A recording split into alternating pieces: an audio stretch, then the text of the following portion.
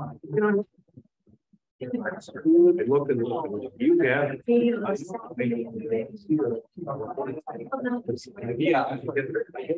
what I missed in the year.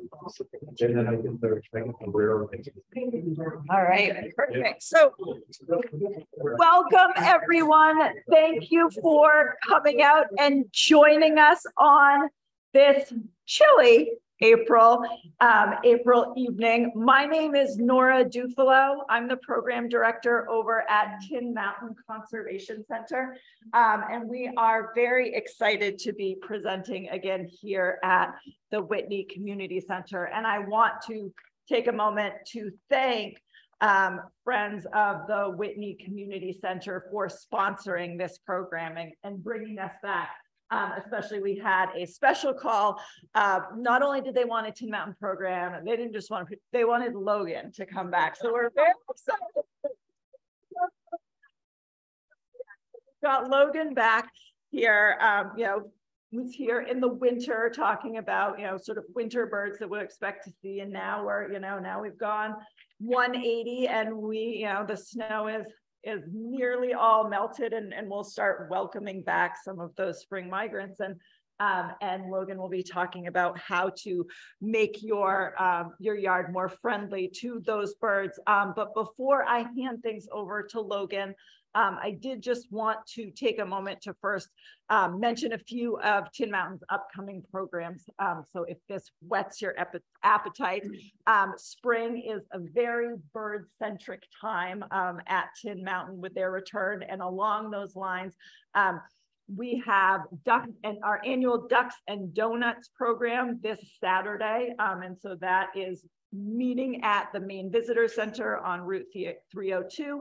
And driving the old course of the Saco, stopping at a number of locations, looking for returning waterfowl.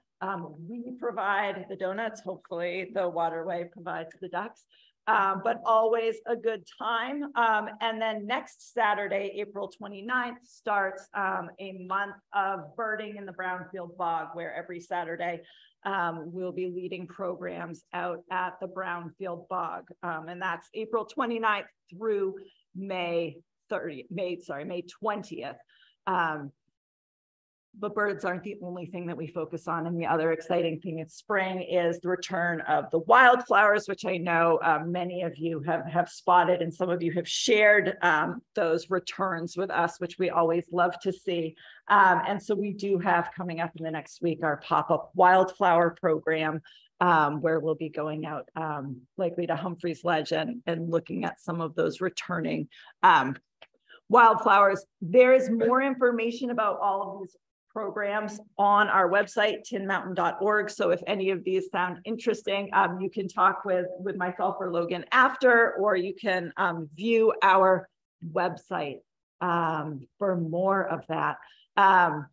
For those of you who are joining us on Zoom, if you have questions, I would encourage you to use the chat feature, and I'll be monitoring those questions in the back. For those of you here in person, as questions arrive, we can certainly ask those. Or just, ask you to let Logan sort of get through the content that he's working through right then, and maybe at a slide change as those questions come up. But with that, I will hand things over to, so I guess for those of you who weren't here for our winter bird ecology program, this is Logan Anderson. He is our resident bird intern and a pretty fabulous, not just a fabulous birder, but very knowledgeable about birds. So I have promised several people with their bird related questions that you would have serious answers for them. All right. Thank you. And do we want don't know if everyone can see it, if you want me to take the front lights down. Yes. Right. Yes. Front lights down. All right. Well, thank you guys for having me again. I'm really excited to be presenting on bird-friendly gardens. Now, I had created a presentation for this in high school, and I talked to you guys about presenting that same presentation again. I went back to my old high school account, and the account no longer existed. So I had to remake the presentation but I made it a little bit more about wildlife in general and not just birds, just because that's how my interests have evolved since high school. So there's going to be some stuff on amphibians, reptiles, and some mammals that we can attract into our yards too. So without further ado, let's get started. And talk about some uses for our native plants that we can use in our yard. I highlighted three main uses that native plants can provide the birds that visit our backyards. One is pollinator habitat. So that doesn't just encompass our birds, like our hummingbirds and orioles that would visit pollinating plants, but also insects as well, and some bats that would visit them. So I'll talk a little bit more extensively about our pollinating species. I'll talk about what plants we can plant in our backyard that would be good as cover for those species that are breeding in the summertime, and also birds that are coming through in the spring and the fall. And then lastly, I'm going to talk about the edible plants that our birds in the area will eat, and also some of the plants that we might be able to eat as well, while also providing some habitat and some food for our birds. So let's talk about some of the pollinating plants. I also wanted to make this presentation a little bit more interactive than the last one. So if anybody knows some of these plants, we'll start on the top left one. Anybody know that top left picture? Jack in the pulpit. Yeah. So I highlighted this one, not just because it's not really a pollinating species for birds. You usually see insects visiting Jack in the pulpit, but I find it a really awesome species just to have in my backyard. I've never actually had it, but this is a species I would think of now when I'm gardening in my backyard back in Virginia. I like to create some structure in the yard. And when I'm looking out a window, I like to have species that are lower to the ground, closer to the house, and species of plant that are bigger and shrubbier farther back. So I have more surface area to look at while I'm looking at the back window. And Jack in the pulpit might be a species that I plant closer to the house, so I have more surface area to be able to look out over my yard. But it's also a species that grows in more shaded areas. So if you have a yard that has more shade, more canopy, Jack in the pulpit might be a species you want to plant in your backyard. But there's also this top middle, anybody know that one? It's an azalea. Rhodora is the specific species. And I didn't want to just highlight Rhodora, but also everything in the genus Rhododendron. So great rhododendron, any other azaleas, Rhodora, they all have the same structure and can provide pollinating flowers for hummingbirds, butterflies, variety of bees, beetles, and other bugs. And then this top right photo, anybody know that one? This is one I took back in Virginia. I wasn't really looking for the species as much as just kind of the function it's got. So this is this flowering structure is typically dense and low to the ground. It doesn't really get above knee to shin height. A lot of asters grow like this, but it provides a great mat for a variety of pollinators. So if I wanted to turn my yard more into a bird-friendly or wildlife-friendly yard, this might be something that has this structure on the top right picture is something I might want to look at including. And then bottom left, that's a pretty charismatic one. Dutchman's. Yeah. And so I find these more in shaded areas, areas that have more wet soil, more nutrients in the soil. And this is also a species I might want to think of if I've got a lot of canopy cover in my yard. It might be a species I want to include if it got wet soils, but it's also a species I want to plant closer to the house. So again, I have that, I can look farther out into the yard and have more of a viewing scape. Anybody know that middle photo on the bottom? Cardinal flower, yeah. It's another species. I believe it's a little bit more uncommon up here than in Virginia. I haven't seen it yet, at least, but that's another species that adds, what is it? Oh yeah, wetland species. Yeah, you'll see it along creek beds. So this is a species, this is just another example of a species which adds some aesthetic value to the yard, while also providing habitat for pollinators and other species that might be using the ground cover. And then lastly, what do we have? Milkweed. Yeah, even with a monarch caterpillar on it. Heather McKendry, our program coordinator, gave me that photo. But I'm going to talk a little bit more about milkweed on the next slide, but that's just an excellent plant or group of plants for pollinators, for providing habitat for those pollinators, and a variety of other species that stay low to the ground. And milkweed does get a little bit taller than some of the other species I mentioned.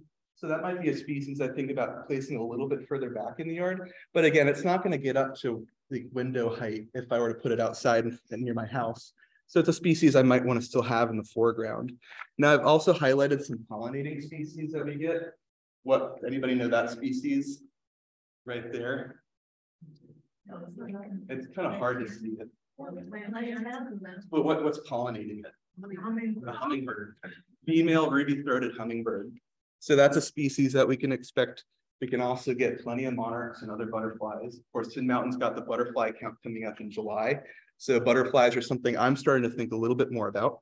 And we also have Baltimore orioles. Not a whole lot of people know that orioles actually provide or pollinate some species of flower. They have a sweet tooth, so they're going for that nectar. So up here, Baltimore orioles is a species we could expect to pollinate some flowers, as well as orchard oriole in southern climates. I wanted to highlight 3 groups in particular. Now, while making this presentation, I forgot that goldenrods are a type of aster. They're in that family, but I wanted to highlight goldenrods in particular because they're just a really well-known species by people that also provides like just abundant habitat for pollinators. So milkweed, what do people know about milkweed? It's toxic.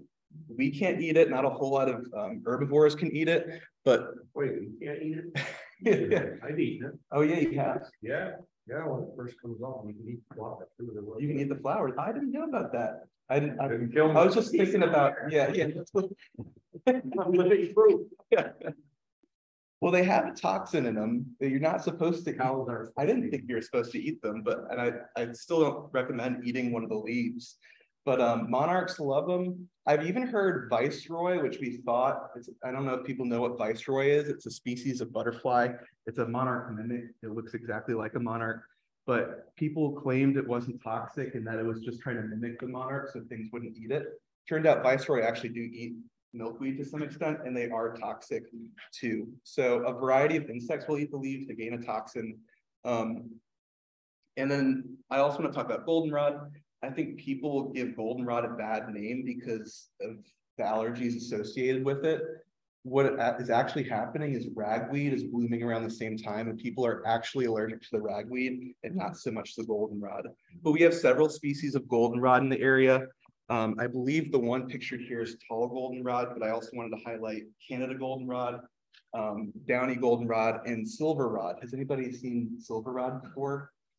I understand it's more of a mesic species. It prefers more shaded areas, right, than other goldenrod species. I have something in my field and it's very popular. It's very sandy soil. Sandy soils. Yeah. Well, what I also learned in the creation of this presentation that there's over 150 species of goldenrod in the country. So you're almost always going to find a goldenrod that prefers a different habitat in the region that you're in. Like I found species of goldenrod living up in the Alpine. They can live just about anywhere. And I'm sure if you did the right research, you could find a goldenrod that would be best suited for your specific yard. And then lastly, I wanted to talk about the asters. And this is not only good pollinating habitat, but it's also great for finches in late summer. These go to seed and the goldfinches and siskins just flood to them. I find black-eyed Susan, your common sunflower, and if you can find a native coneflower or a native thistle, that's great for goldfinches in late summer. But again, I mean, you guys will see pollinators all over these and throughout the summer. And it's also our most diverse genus or family of wildflower that we have. Next, I'm going to talk about cover. So this is the other service that planting native species in your yard can provide.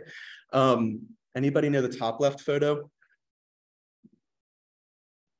This might be a little tricky. It's a curveball. Do you know, Lori? Yeah, thank you. Viburnum. It's a viburnum. Viburnum. Yeah. Yeah, so viburnum can, and I also want to talk about other shade, like understory species of viburnum, striped maple, dogwoods that live in the understory. They can all provide a lot of cover for if you live in a more forested area. If you build up your understory a little bit more, provides a lot of birds with habitat, such as this common yellowthroat. Common yellowthroat's a species that's associated with more wetland habitats, but also can also thrive in habitats such as forests with a really dense understory. So providing a dense understory can provide habitat for common yellowthroat. Anybody know the photo to the left of the one I just noted? This one, Right. or right? My left. Anybody know that one? We have it at Tin Mountain. Mountain laurel. Yeah. So something like mountain laurel, some of the rhododendrons, azaleas, that's providing an aesthetic in your yard when it goes to flower. I think they're also just really pretty plants in general, even out of flower. It's also going to provide a lot of structure in your understory if you have a more forested yard. And it's going to provide habitat for stuff like this black-footed blue warbler. Come a couple more weeks, maybe 2 or 3 more weeks, these guys should start showing up, and they'll be flocking to those spots that have really dense understories like a mountain laurel thicket. And then I'm not going to ask anybody to ID what's going on here.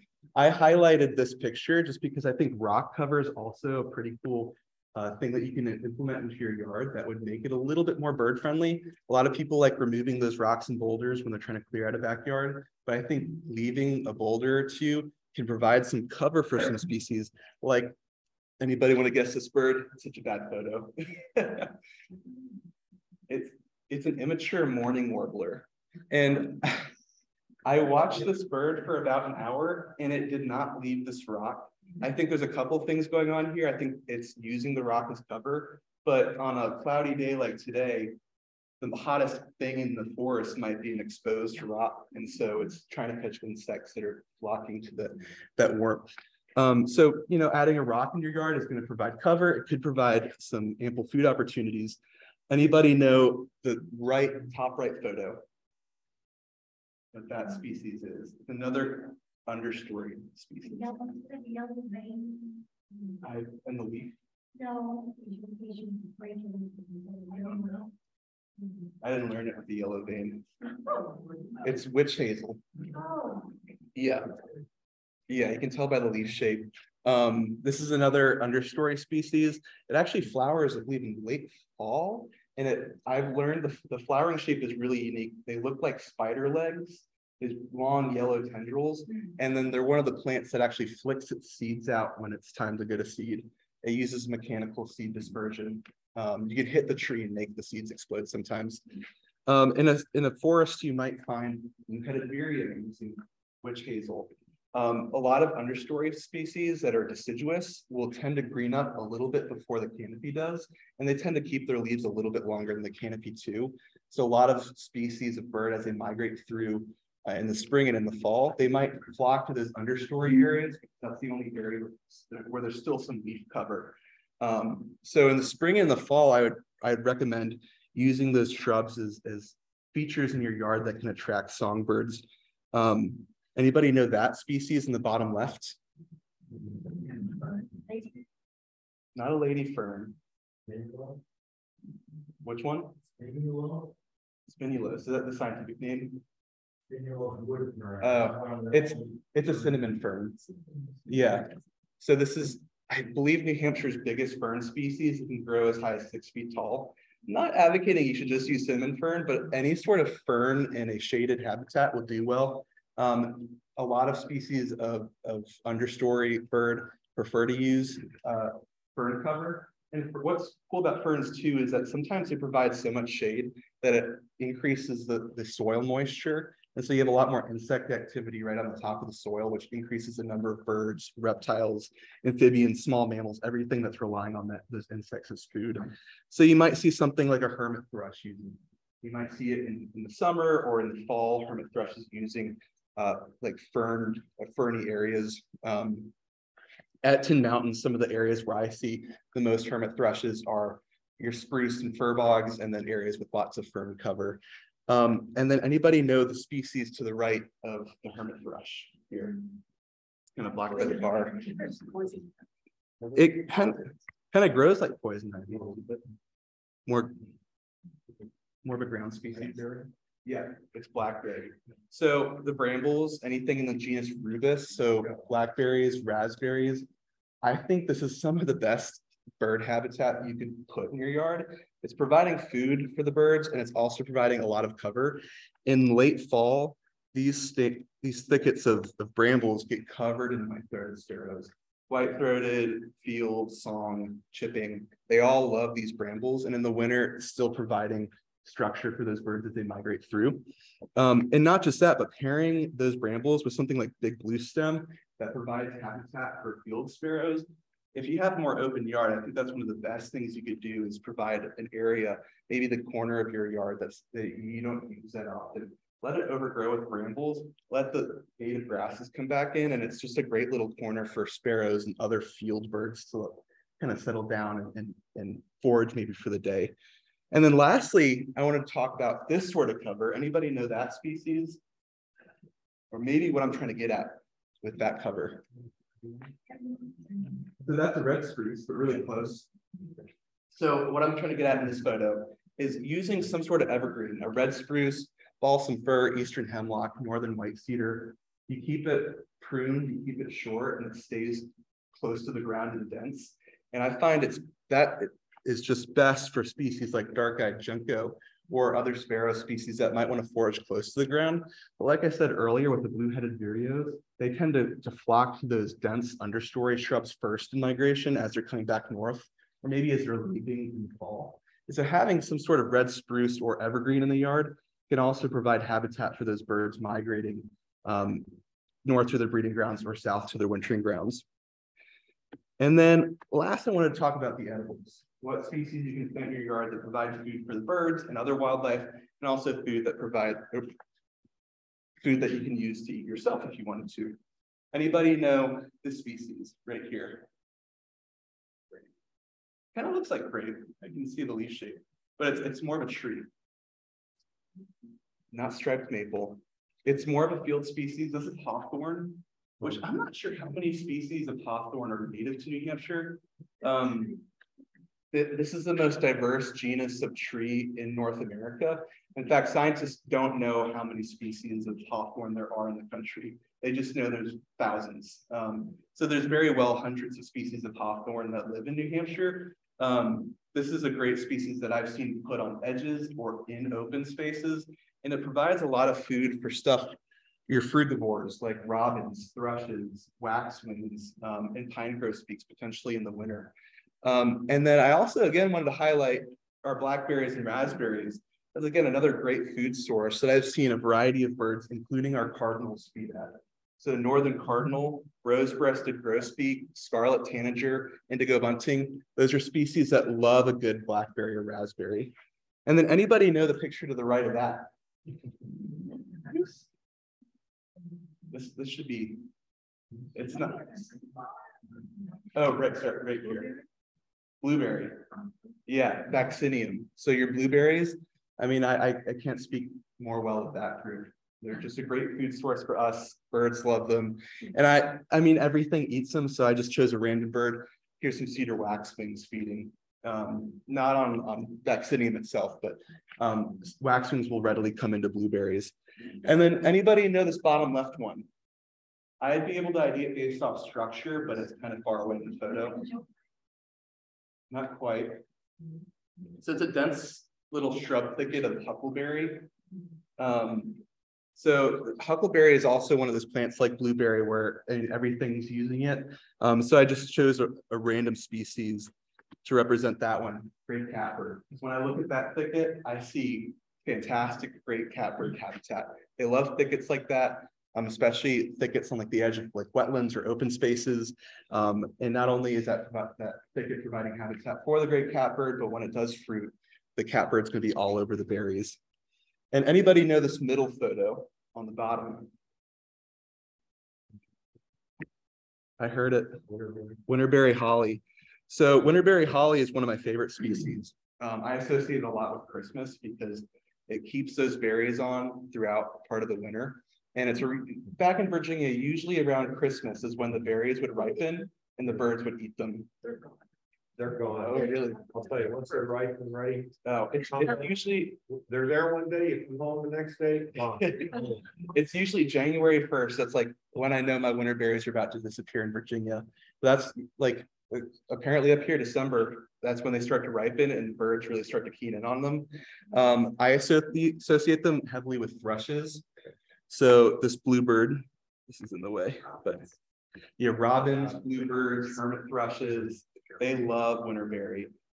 In fact, back at home, I planted a huge thicket of winterberry around my bluebird boxes. And every single year, not only were they using it in the summer for breeding, but they're using that area in the winter for foraging. And then lastly, we have our common sunflower. Anybody want to guess what bird is attracted to these? Goldfinches. Yeah, goldfinches, siskins, purple finches, house finches, basically anything with finch in the name will go after your sunflowers. Red squirrels too, chipmunks. They'll climb the stalks. So I want to say not only is it sunflower, but it's also your coneflowers, your thistle, all those native asters. I highly recommend because you'll have flocks of goldfinches using it. One of my old friends had a mist netting set up in their yard, and that's where they would practice. And they would put it purposely right with the sunflowers because every morning at dawn, a flock of goldfinches would come in. And so we put it up right next to the sunflowers, and sure enough, within an hour, we had a dozen goldfinches in hand, which was pretty awesome. So invasive plants, I really wanted to talk about invasives because a lot of people bring up the fact that invasives do provide some resources for native birds and other wildlife. Bittersweet is a common one I've heard. Back in Virginia, people can't get enough autumn olive. That's a common species that people use in their yard, even though it's native to Europe and Asia. And the reason they advocate for it is because it provides a lot of cover and a lot of food for birds. But what happens is it doesn't just stay in your yard. So your birds are going to eat the fruit. They're going to fly off to your neighbor's house. They're going to poop out the seeds. And those plants are going to grow in your neighbor's yard or maybe in the abandoned lot. And then that spot's going to become the next epicenter where that invasive is going to get loose. And so stuff like this bittersweet, autumn olive, anybody know that it's a really bad photo? What was it? This is privet. So privet's pretty bad. It gets out in wetland areas. It grows really dense and thick, so other species can't grow through it. Anybody know this one? Knotweed. Yep. Anybody know that one? This one, it's hard to tell. It's buckthorn growing in the understory. There is a native buckthorn species, alderleaf buckthorn. Is it glossy? So all of that. And the glossy is one from Europe, right? Yeah. I heard there's English buckthorn or common buckthorn too. That's also invasive. Anybody know this one? Hard to tell. That's a bad photo. Honeysuckle. Yeah. So just be careful what honeysuckles you get. I don't know if there's any native ones to New Hampshire. There are some native ones in Virginia. What about this species? Yeah, euonymus, burning bush. That's another common invasive in this area. So I just want to also clarify, I'm a big bird person. I don't know my plants as much. So if you're going to ask me like, what habitat does this plant do well in? I might not be able to answer that best for you, but what I can tell you is that don't be like me. Don't be somebody who goes to the garden center and just buys a random plant because it looks pretty. Do your research before you buy anything and just make sure that it's native to the area and that it'll do well in the soil that you're planning to plant it in. Some other tips I have. So I've talked extensively about pollinating species, plants that you can put out for pollinators, and just even putting segregating a part of your yard where you can use that as a pollinator garden. I've seen people do some really beautiful things with just a variety of different wildflowers that they get. I wouldn't recommend going to your local Walmart or Lowe's and getting like just a mixed seed of flowers, because that's usually got a lot of invasives in it. Instead, I recommend finding somebody who provides local native species, and then you can mix and match what you need in your own garden using those species at that nursery. I also recommend rockscaping. It's really big out west now to try to cut down on the amount of water use, but we can also use rockscaping, like I said, for bird cover and potentially even to attract insects for birds in your yard. And then also, this is really big now, leaf litter, keeping your leaf litter on your lawn or in your yard. It's going to provide nutrients for your yard in the following growing season. And it's also going to increase the amount of moisture that your soil can retain. So it makes more insects, which then allows for more birds to use your yard, allows for more small mammals to use your yard, pretty much feeding the whole, food web in your yard and providing habitat and food for wildlife throughout the neighborhood. I also want to talk about water features. Now, this is something I've seen become a little bit more popular, especially on like Instagram and YouTube. Is people putting in water features and then just putting up a camera so people can watch what comes to their backyard. I want to highlight a few. My favorite water features would be something like that, or maybe something like that. Bird baths are really popular with people, but as you may already know, they're also great for mosquitoes. So having something with running water like this is fantastic. And this setup that this person made for this YouTube channel, the Warbler Ridge Birds YouTube channel, they're like 50 bucks from Lowe's. And so it's a simple, really fun project that you can implement in your own yard that can provide habitat for amphibians and also a place for birds to bathe in the summer. So this is also something I highly recommend too, having a water feature close to dense cover, because something like this is way too open. Birds are not going to want to use that. They're going to fly down. It's just too exposed. There might be too many like opportunities for a predator to get in there. Whereas something like the left two photos and the right photo is in the middle of the forest, so that's just a lot of cover already. Something with more cover for songbirds will allow them to come down and actually bathe and drink from your water source. And you can also design your water feature to whatever wants that you want your water feature to provide for. You can make it deeper for waterfowl. You can make it more woody for frogs and salamanders to be able to lay their eggs in those pools. Or you can just make it shallow, so something like a bluebird can take a bath in it. So there's some other bird features that we can put in our yard. Bird feeders, I'm going to talk a little bit about what types of bird feeders are available, what species that they can provide food for. I'm going to talk about nest boxes. I'm going to highlight two nest box types in particular. And I'm also going to talk a little bit, well, I'll mention now a little bit about bird baths. I mentioned they can be okay for birds, but they just end up usually being breeding grounds for mosquitoes. And you usually have to check the water daily, dump it, and make a water change. Whereas if you had something with running water, you can kind of let it be and it's going to get rid of the mosquitoes for you. Yeah, let's talk about bird feeders. So a couple different types of bird feeder.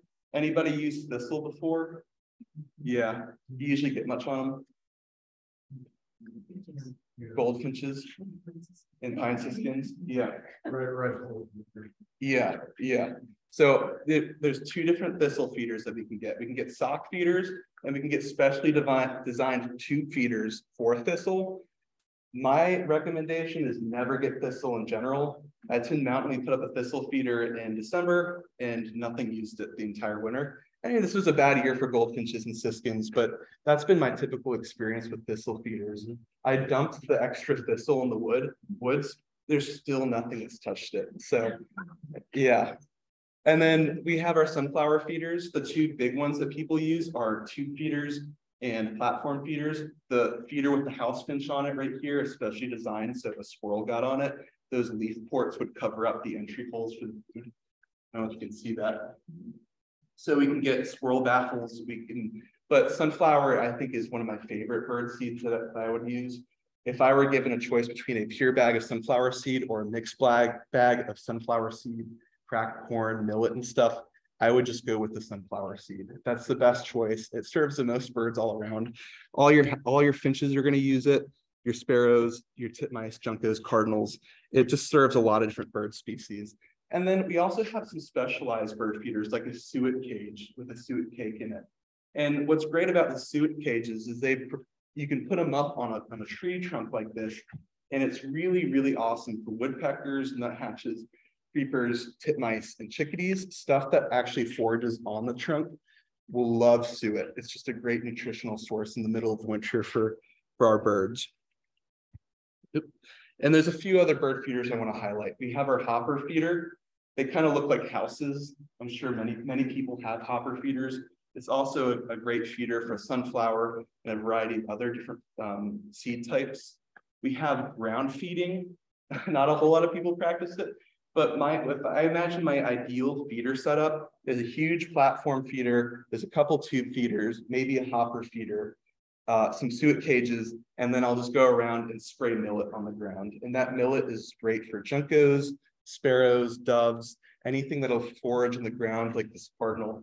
It's just a great resource. And then also hummingbird feeders. My recommendation with hummingbird feeders is to do your own hummingbird nectar. Here's the recipe, super easy. If you get nectar from the store, the red dye can actually be a little toxic from what I've heard for hummingbirds. So I just stay away from red dyes in general with that. And then lastly, we have our Oriole hummingbird feeders, or Oriole feeders. They come in 2 different types. You can feed them with jam or you can feed oranges. I thought this was kind of clever that they took out the actual orange and then put it up on the tree right here. And then they used the shell of the orange and filled it with jelly because Orioles love jelly and pretty much anything sweet. Yep. All right, nest boxes. So we have our classic nest box. I'm sure many people have used these. I'm sure many people have built these. We have our gourds. Anybody know what species the gourds serve? They're in the photo. Yeah, purple martins, tree swallows too will also use gourds. And actually the gourds themselves, these plastic ones, are specially designed for purple martins. So like nothing else will use them, hopefully. You might get a clever house sparrow, but I think for the most part, these plastic boards that are made are specially designed for purple martins. And I was also happy to see tree swallows using them too. And tree swallows aren't as colonial as purple martins. So typically, if you have a colony of purple martins with these bigger gourds, you put one little gourd for the tree swallows, and that makes them happy. And then lastly, I put the do nots. Anybody want to take a guess as to why this is not great for birds? What was it? You get really hot. It's got a metal roof on it. Oh, so you put that thing out in the sun and it's going to bake the eggs. Yeah. And what about that one? It looks like the squirrel chew toy. Like that, they would have a field day with that. My parents and grandparents would always buy me these sorts of birdhouses when I was a kid. And even as a kid, I was like, I don't think this works. And I would just hang it up in my room as a good decoration. I did have one titmouse fledge out of something that looked like this. I did put it up in my yard. And then that same winter, a gray squirrel moved in. So as long as you're okay with them being temporary, go ahead with it. I would just avoid the metal roofed ones. Hey Logan, there's somebody in Maine, and I have the information, and I don't know what, I forget who it was, but they're actually making ceramic birdhouses for cliff swallows. Oh, I didn't know that. And the cliff swallows will nest on the side of a building if you put those types of nests up. Yeah, there's another nest box type too. It's a little tricky. If you go after them, you have to have mud. Yeah, in the area. Yeah, if you don't have mud, it isn't going to work. Yeah. But anyway, that was kind of an interesting thing. Yeah, they also have another nest box type. You have your platform, which number one, you see ospreys and bald eagles using, but you can also use smaller ones for, I believe robins will take to them and mourning doves will take to platform nests. If you provide the platform in an evergreen tree, I think mourning doves usually take those. If you provide a platform up against the side of your house, a robin or maybe even a phoebe will use that. But I wanted to highlight the classic nest box shape, just your standard 6-sided box. You can range anywhere from a chickadee in size all the way up to a barred owl or a common merganser. I highly, highly recommend using Cornell Labs Nest Watch website. They have so many different nest box shapes and varieties that can serve whatever species you're looking to attract to your backyard. I built 2 bluebird boxes, a chickadee box, a titmouse box, and a nuthatch box using Cornell Labs schematics, and all of them had nests that same season after I put them out with all the species I was targeting. Wow. So yeah, high success rate. And a lot of people implement baffles to help combat squirrels trying to get into the box or other predators. And if you have your nest on a pole, highly recommend getting one of those metal cones that you can just stick on the pole itself. That is usually a pretty good baffle for snakes and for raccoons and other species looking to access it from the ground. But I've also put a little wooden block at the entrance hole of my nest box, and then I'll drill a hole through that. So it makes it a really long entrance hole. And that usually deters squirrels from chewing their way in, and it deters bigger birds from being able to access my nest box.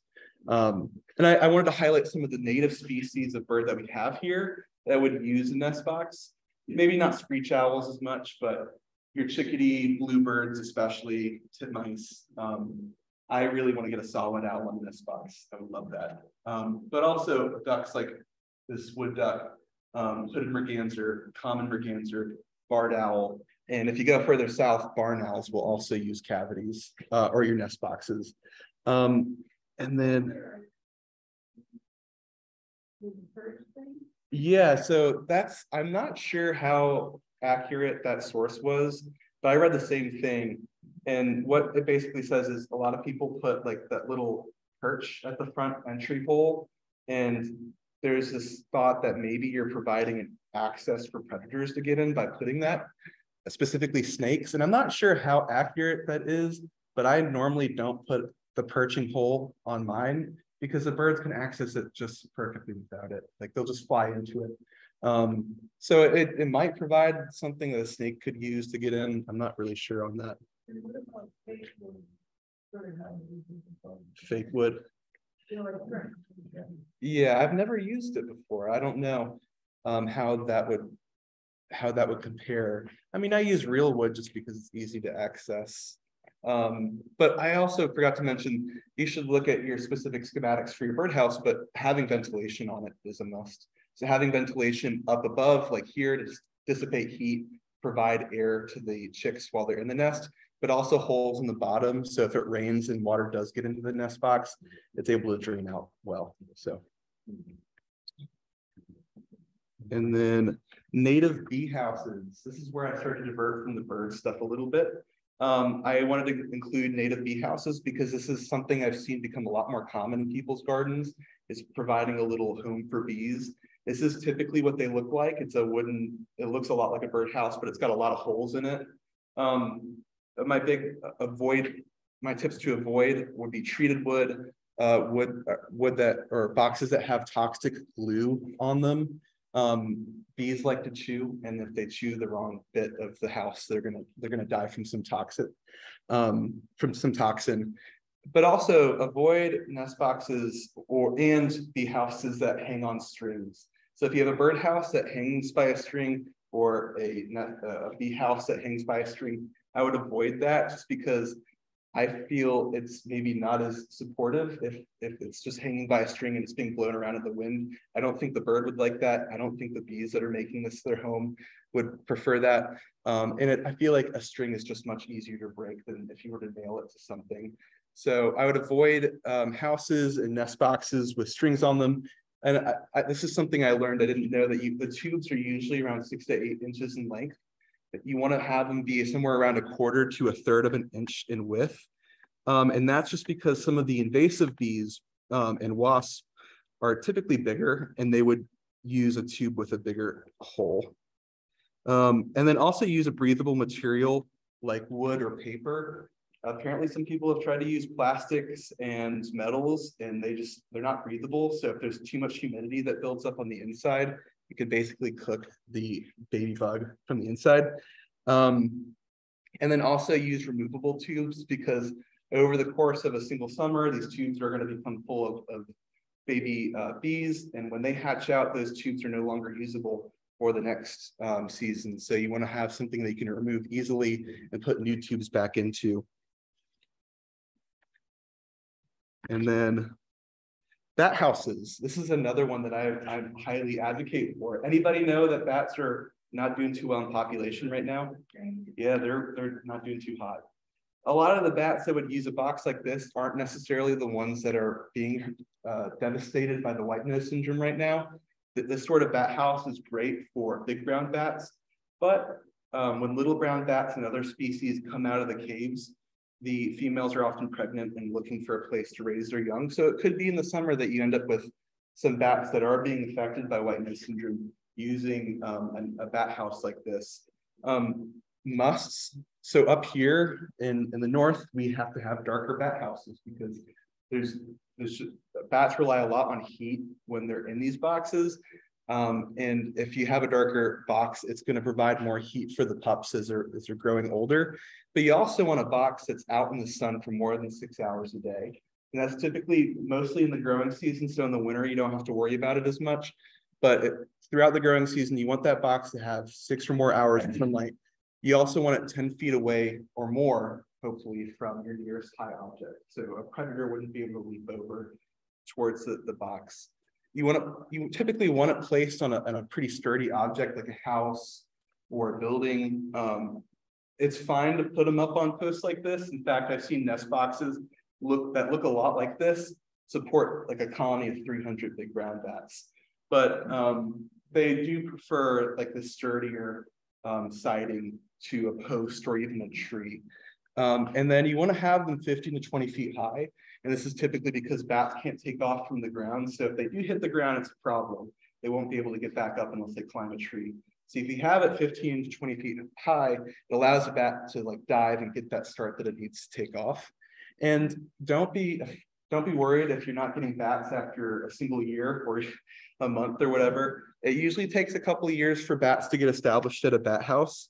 It's a lot like purple martins. A lot of people expect purple martins to get started at their colony the year they put it up, but it usually takes quite a few years for those birds to come in. So bat house is the same way. It might take a couple of years. Camera traps. Now, Nelson, who's he's the land facilities manager at Tin Mountain. He and I have been having a lot of fun with camera traps at Tin Mountain and catching a variety of the wildlife that come through the property, including this American woodcock. I think camera traps are just a really cool tool that any landowner can have on their property to track nocturnal species, to track secretive mammals like fishers and other weasels that might be using the property.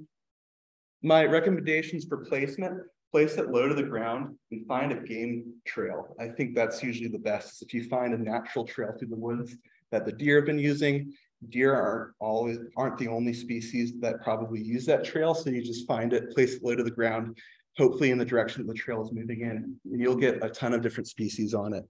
My cautions with game or trail cameras: don't place them in public areas. Number one, because people love stealing them. But also, you never know what the regulations are for that public area and the use of trail cameras unless you do some research. I believe that Appalachian Trail doesn't let you put camera traps on it.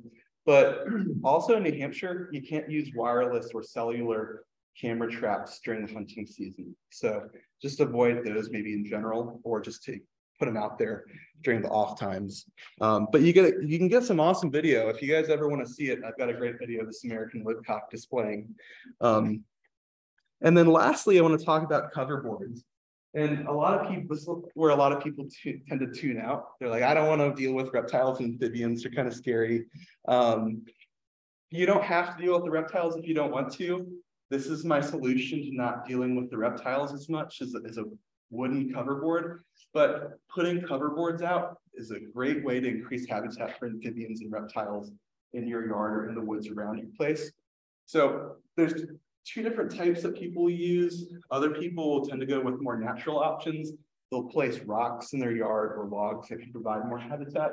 But these are just as good. Using a sheet of wood or plywood, especially in a sunny area, is great for reptiles.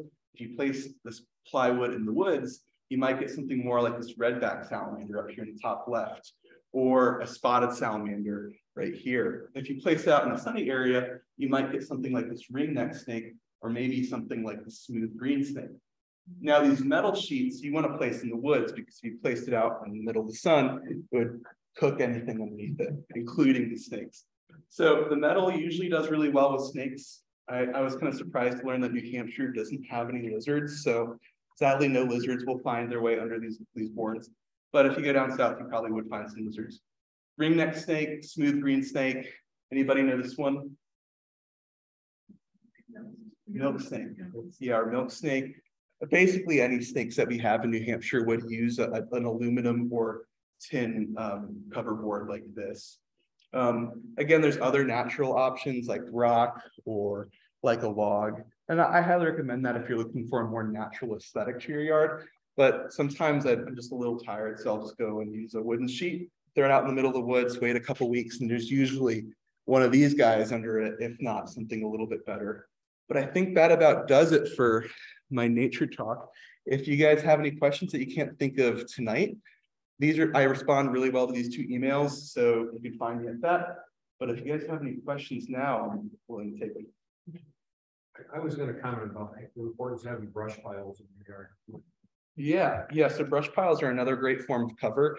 I didn't really talk about that as much because I was already talking about a lot. I didn't want to have to talk just about these brush piles too, but that provides habitat for your small mammals, which of course supports basically your whole ecosystem. It provides habitat for amphibians like toads. And also, I mean, people don't really like them as much, but snakes as well. So garter snakes, milk snakes still use brush piles. Sparrows love brush piles. So those can provide a lot of habitat in your yard as well. I've become really interested in native, planting native plants. And I wonder if you know of any sources. I haven't tried to look up on the internet, but are there any local nurseries? So the Foundwell Farm, I wrote this down because I thought someone would ask this, is a native plant nursery that I believe is out of Austin. You have to correct, you can look it up. Foundwell Farm, it's 2 different words. 3 different words. They have native plants, but I'm sure many of the nurseries around here have natives as well. We sure I bought a bunch of things from Sure. Yeah, they're usually going to have some native species, but they're not going to specialize on native species. So, State of New Hampshire is also that nursery. yeah, and University of New Hampshire's cooperative extension has also got just like spreadsheets of native species that you can find for your area. Yeah. Any other questions?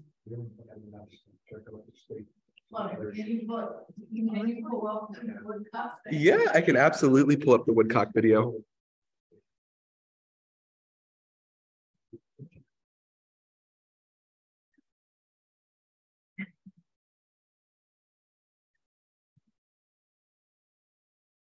Might take a little bit. Anybody have any questions while it's loading?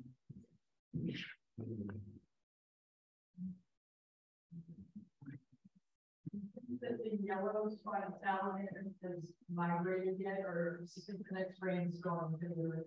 Oh, they've already migrated at this point. So the question was, have the spotted salamanders already migrated? And I would say the majority of the spotted salamanders have migrated at this point.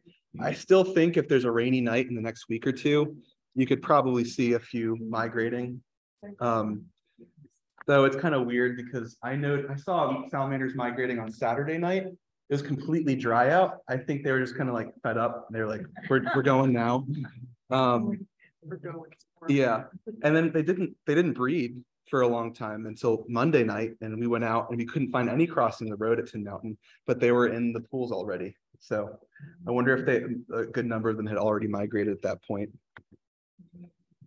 I was going to mention ground feeding ground. Yeah. That's worked really, really well for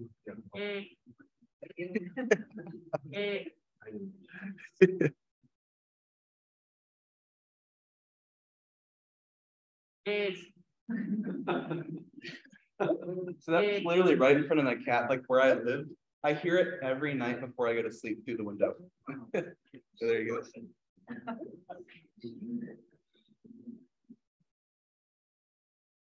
Where was the other one?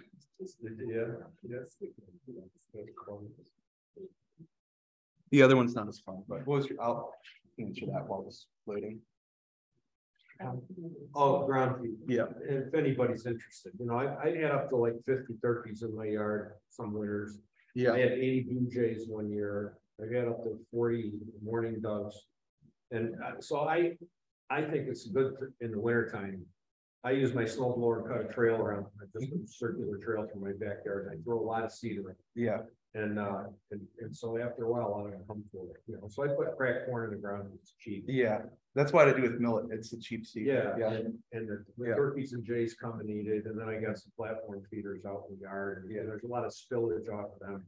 So I had like up to 80 juncos in my yard. Yeah, I saw that at Tin Mountain too. Yeah. Using millet. Yeah. So I think ground feeding's a good thing. Yeah. The other thing you can do is just throw a little bit around. Yeah. So by the end of the day, it's gone, and then you don't have trouble with bears. So with the sunflower seeds, you can also put it on the ground, but I've heard that the shells are actually a little toxic to species trying to grow. So typically in areas where you have a lot of sunflower seeds that drop to the ground, you probably won't see as much growth the next season. That's just something I've noted in my own yard, and I've been told that it's a little toxic to plants coming in the spring, but I'd be cautious about that too. You can, yeah, you can buy millet, and it's usually got a dove on the bag because it's cheap. It's what doves love it.